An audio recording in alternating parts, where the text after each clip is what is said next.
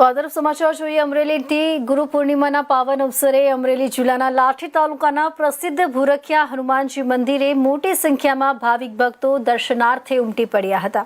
મંદિર ખાતે ગુરુ પૂર્ણિમાની ભવ્ય ઉજવણી કરવામાં આવી હતી। વહેલી સવારથી જ ભક્તોએ હનુમાનજીના દર્શન કરી ગુરુના આશીર્વાદ મેળવ્યા હતા।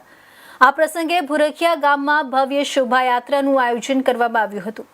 શોભાયાત્રામાં અંગ કસરતના વિવિધ પ્રયોગો અને રાસની રમઝટે સૌનું ધ્યાન આકર્ષિત કર્યું હતું। કાર્યક્રમના અંતે મહાપ્રસાદનું આયોજન કરવામાં આવ્યું હતું, જેમાં મોટી સંખ્યામાં ભક્તોએ પ્રસાદ ગ્રહણ કર્યો હતો।